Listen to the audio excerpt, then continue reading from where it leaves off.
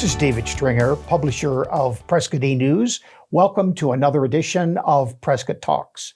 Today we are very honored to have a candidate running for the Prescott Valley Town Council. It's Bill Williams. He'll be on the primary ballot. I think it's the August primary in 2024. There are several incumbents running for re-election, and there are also some new people new to politics in Prescott Valley who will be on the ballot. And one of them is Bill Williams. I'd like to introduce Bill and welcome you to our studio here at Prescott News. Welcome, Bill. It's very good to be here. Thank you. Thank you so much. And in fairness to the public here, to the viewers, you've actually been here before. You've actually done some work for us in the past. Yes, I have. And that's in large part because you have a media background. So yes. I've interviewed some candidates here, and I've had you publish some of my investigative news articles. Yeah. You're a familiar to many of our readers and viewers here at Prescott Talks, and you and I have known each other for at least 4 or 5 years. Yeah. Bill, I'd like to, though, introduce you to our viewers and give you an opportunity to tell people who don't know you a little bit about yourself, a little bit about your background, and how you got involved in this campaign. Sure. Well, I come from Phoenix. I went to grade school, high school, and college in Phoenix, and I had an opportunity to buy a house here in 2008. So I owned a Prescott Valley house for 15 years. I went to the Cronkite School of Journalism at ASU, and I know we might get into journalism and journalists. But I'm going to try to stay away from it, frankly, as much as possible. But I'm very familiar with the Cronkite School of Journalism. Yeah. I pursued a Master of Science degree in journalism and mass communications at Iowa State University after I got the bachelor's degree at Cronkite School at ASU. And I love living here. I came up to Prescott Valley because of the rural feel and the views of the mountains and access to wonderful places like Grand Canyon. And I apologize for interrupting, but I am interrupting. About how long ago did you move up to the Prescott area? I bought the house in 2008. Okay. About 15 years ago. Right. All right. And so are you retired now? I'm semi-retired. I'm still writing. You are. That's true. Photography is a passion. I sell the occasional photograph as well as the occasional news article, but I have a nice retirement fund. Yeah, you do some freelance work, and included in that freelance work is some work from Prescott News, which we appreciate. Bill, you are, though I believe, a newcomer to politics. As far as I know, you have never run for office or been in public office before. So could you kind of tell our viewers how did that come about? Well, I've been investigating politicians and county and state governments for a long time, and I had friends say, why don't you stop griping about it and run for office? So they suggested I run for the open seats. We have 4 open seats in Prescott Valley in the next election. This coming year, 2024, there'll be 4 open seats. That's correct. So when you say open seats, that means an incumbent is not running? Correct. For re-election? Okay. Right. How many, I know this is an elementary question, but not everybody knows. How many seats are there on the Prescott Town Council? Could you give us just a little overview? I know we have a mayor, right. Kel Palguda, I believe, yes. But a little bit about city government. What's the structure? Well, it's known as a strong council, strong town manager form of government. Okay. We have 6 voting council seats, and then the mayor is the 7th. You might call it the tie-breaking vote. So there's 6 incumbents now. There's 6 people on the town council now. Right. That's right. We have 3 incumbents running, and there's 4 open seats. Gotcha. And you're doing this because basically people in the community have kind of encouraged you to do that. That's right. I think that I have some good ideas, and I'm upset with the fact that we're losing the rural feel there. We're starting to look like suburbs of Phoenix, and I don't like that. And I don't know that I can stop development, but I can maybe slow it down a little bit and get the council and the planning and zoning people to think more long range. Like, what if we do this to a neighborhood and we bring in 2,200 houses, which is really on the planning block right now? What are the long-term unintended consequences? So you got here about 15 years ago. That's just a little bit longer than I got here. I think I got here around 2010. Started spending a lot of time here around 2010 when I sort of formally retired from my law practice back east. And I live in Prescott, but I would come through Prescott Valley, of course, on 69. Right. So I can remember when I first got here, you drive through Prescott Valley, there was 3 or 4 traffic lights, it felt Right. like. When I drive down to Phoenix today, it takes me at least 15 to 20 minutes longer to get through Prescott Valley or to get back through Prescott Valley. So my Right. commute time, if you will, to Phoenix is at least a half an hour longer than it used to be. And that's because of development. I'd Right. guess that over the last 15, 20 years, Prescott Valley, and I don't have the numbers, but I'm guessing it's probably doubled in size. Well, we're at 48,000 now. That means Yeah. we have 3,000 more people than our big sister Prescott. And I'm hearing things from residents that echo your sentiments. Traffic is a problem. It's hard to get around town now. Yeah, it's especially in rush hour. We didn't even used to have a rush hour, Right. and now we clearly do. Well, Bill, let me get right to the reason why you're running. I know there are issues that are of great concern to you, and as I understand it, some of the residents of Prescott Valley as well, that relate to development and that type of thing. So could you tell us, in your view, what is the number one issue in Prescott Valley, or the number one issue for you that is sort of motivating your run for the town council? Sure. Wherever I go to try to collect signatures to get on the ballot, when I speak in front of neighborhood associations, or when I go to council and speak and people grab me afterwards, they're talking about explosive growth and development that is out of control. And they want to place blame on some of the committees and elected officials. This is your platform today. So, and then there's that, and I'm sure we're going to talk about water in a minute, but everybody says with these explosive communities, and we're talking about thousands of homes at a time, we have to be concerned about water. And there's a loophole right now for the developers to drive a truck through. And it's about that 100-year water assurance certificate that a developer has to get from the Arizona Department of Water Resources. The loophole is this: if they're all rental properties, the dirt, or if they're all rental structures, the homes, they don't have to abide by that law. All right, now you're speaking to an issue that I am not personally deeply familiar with, and I'm not familiar in detail with the exemption you're referring to. But it sounds like what you're saying is that if a developer builds homes And sells them to residents, permanent residents, that they are subject to the 100-year rule. Right. But if they build a rental property, and they you're rent the saying homes, that they are not. That's correct. It's a loophole that some of our elected officials tried to close in the last legislature, and I hear they're going to bring it back again. So it's a hot topic among some legislators. Who would oppose that? And if it did come up in our last legislature, last legislative session, why did it fail?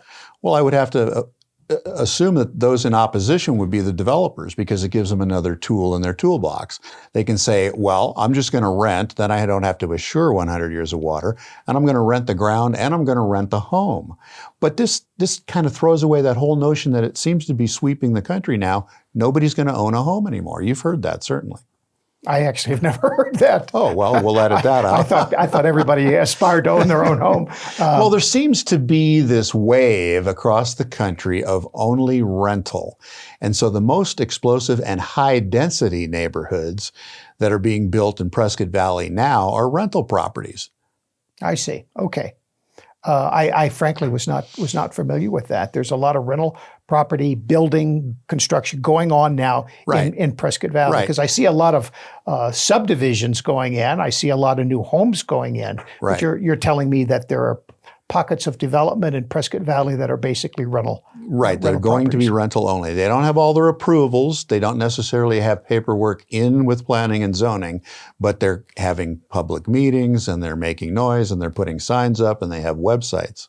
And this is of concern to you and your constituents because it's an exemption to the 100-year water rule. Right. And we also have a problem with the quality of water. As you know, I've written a couple articles for Prescott E-News about the PFAS, that terrible pollutant that's causing us to shut wells down. So Prescott Valley has 4 wells that are shut down because of pollution, and it's going to cost hundreds of thousands of dollars per well to fix that problem. So we have a quality and a quantity issue with water. One of the, of course, I live in Prescott. We're here in Prescott, and we have many of the same issues concerning development and concerns about taxing our water supplies. It seems to me that we're neighboring communities. We have many interests in common. What do you think can be done to control or limit the runaway development in our area? Well, I find it interesting that city council, and if I'm lucky enough to be elected, can veto, so to speak, or vote no on approved developments that are coming out of planning and zoning. If you're a developer now, you have to meet with several offices within town government, and then you go to planning and zoning and you give presentations. They make sure that you're having public meetings with people in those neighborhoods. But then once it gets out of planning and zoning, it comes to town council. They can vote no. But the developer in Prescott Valley gets 3 bites of the apple. If they don't like that answer, they can go back to Board of Adjustment and say, wait a minute, I want to rezone, or I don't like the zoning.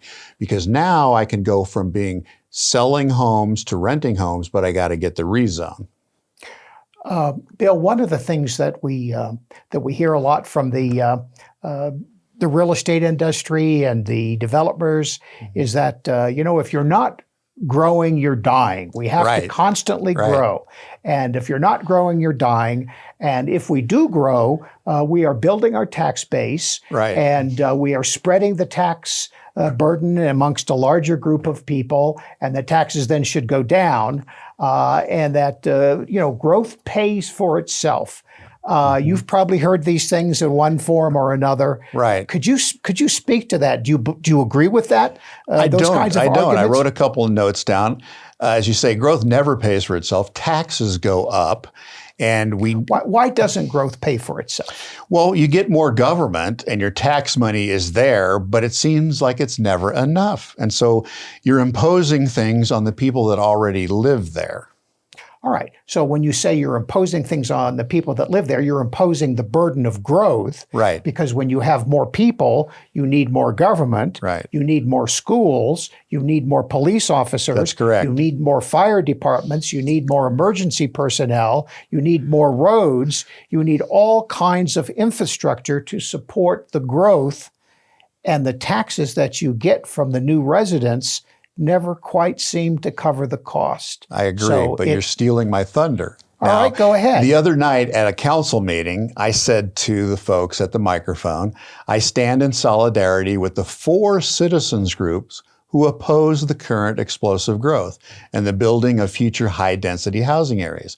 I would take it to heart if I was the mayor and city council that 4 citizens activist groups have cropped up in 2 years, and a 5th one, I'm told, is on its way. That sounds like LA, Phoenix, and Denver to me. You don't get 4 citizens groups cropping up in 2 years in a town of 48,000. And I bet the elected officials can't even name all of them right now. They're probably not even visiting the neighborhoods where those people are focused on. But what you were getting at was it's going to be an impact on our infrastructure, cops, firemen, the wild animals who are roaming in those beautiful grasslands out there now, water supply, of course, healthcare. What about social services? Are we going to need longer lines around the place where people go get food stamps? What about the elderly? The social services for the elderly could not keep up with the explosive growth. And you mentioned schools. If we get 10,000 new houses, or I should say, if we get 10,000 new people, where are we going to get the teachers? We already have a teachers crunch. Where are we going to get the money to build schools? Okay, fair enough. I think these are all valid points to be made. Bill, as you know, that we live in a fairly conservative area up here. I think Yavapai County is an area that has voted conservative, voted for Republicans for a long time. Where do you stand? This is a nonpartisan election. I don't want to overemphasize this point, but how would you characterize yourself politically? You don't have to tell me your party affiliation, but in a general way, how do you see yourself in terms of the political orientation and traditions of Yavapai County? Sure. Or Prescott Valley? That's a good question. And there won't be a D or an R on the ballot because that just doesn't happen in a nonpartisan election. But I lean conservative. I was raised in North Phoenix by a conservative Christian family. I'm a veteran, so that factors into patriotism and things like that. Where do you stand on budget and tax issues? I think we should always balance the budget, and I think we really need to think hard and long about raising taxes. I'm told that a recent work study session by Town Council was all about raising our water rates again. So it's been a while. To their credit, it's been a while. But nobody likes raising taxes. Okay, fair enough. I think I agree with that. I think I agree with that point. Bill, I think we're running out of time here. I want to give you, though, before we close out, a minute or so to kind of summarize and make the case. Why should somebody vote for Bill Williams? Right. I want to be a good steward of the land, and I don't want to see this overreach by developers. I wrote down a couple of numbers here. Online, you can find the Observatory Project, which, if planning and zoning allows it, they haven't finished their paperwork there. That would be 2,200 homes behind Prescott Country Club near the Maverick as you leave 69 as you leave Prescott Valley going down 69. So that's 2,200 homes. Around the corner where Fane Road goes north and then northwest from 69, they're talking about the Lakeshore 650 project. That could bring 3,300 homes on 650 acres. And then already in development on that poor, overly stressed hill, Glassford Hill, which is our only beautiful hill, is the Jasper development. That's 1,200 homes, and they're already building the roads for that. That would be on the northern slope of Glassford Hill. Bill, if somebody wanted to support you, they wanted to get involved in your campaign, I know that these town council type, city council type elections are not covered by clean elections. You have to either finance it yourself or collect money. How does somebody support you? How does somebody get involved in your campaign and help you get elected? I've been very lucky to get enough contributions to cover all my election materials and a couple of signs so far. But I think we're going to maybe put on the screen where people can donate. And I have a website called Williams for Town Council. And I launched a very fun new website on Facebook just this week. It's called Prescott Valley Beefs. And I want our local residents, even people from out of town, can get on there and say, what is your beef? What is going wrong in Prescott Valley now? Because I've told you what my issues are, but I need to reach the people, and you can do that very well with social media. All right. The first step, though, in being a political candidate is getting on the ballot, right? That's correct. So you have to get signatures. Right. About how many signatures do you need? I need a total of 600, but as you know, political advisors will tell you, get another 20% in case there's a challenge. That. Absolutely. Yeah. Or if you don't have a cushion, you'll get a challenge. Yeah, but I've been walking the neighborhood, and I'm getting all kinds of insight. I'm walking all of the neighborhoods that make up Prescott Valley, and I go with my clipboard and my signature sheets. Well, I've seen you at a few events. I've seen you at a recent gun show, and you'll probably make the gun shows and the political meetings over the next few months. And one of the great things that you know is that in recent years, our Secretary of State down in Phoenix has created an electronic signature form. So those things are on my campaign materials. Maybe we can show it online. We're going to try to put that up on the screen, Bill, how somebody can sign your petition online and electronically. Right. And because not everybody gets out to events. And it's controlled by the Secretary of State. I have nothing to do with it. And I've had people tell me, thank you for that option. Are you listed now? Yes. Is your site listed? They say, thank you, because I don't have the option to come and meet you and sign the hard copy. All right. And when do those signatures have to be submitted? End of April, early March. All right. I think it is actually end of March, April. Early April. Yeah, there's a deadline in early April for submitting your signatures for the August. It's the August 6th primary. And what I've been telling folks is this is the most important election in Prescott Valley history. Are we going to continue to allow runaway growth and development? And I'm not saying stop development. I want to just slow it down a little bit. I would love to have a traditional town hall meeting, use the gym at the high school one night, get 1,000 people in there and ask them, what's on your mind? Nobody ever surveys the people of Prescott Valley to find out what's on their heart. We're out of time. Bill, I want to thank you for coming in. Thank the listeners today. This is David Stringer, publisher of Prescott E-News. It's been my pleasure to host Bill Williams, candidate for Prescott Valley Town Council. Thanks for watching, and we'll see you next time.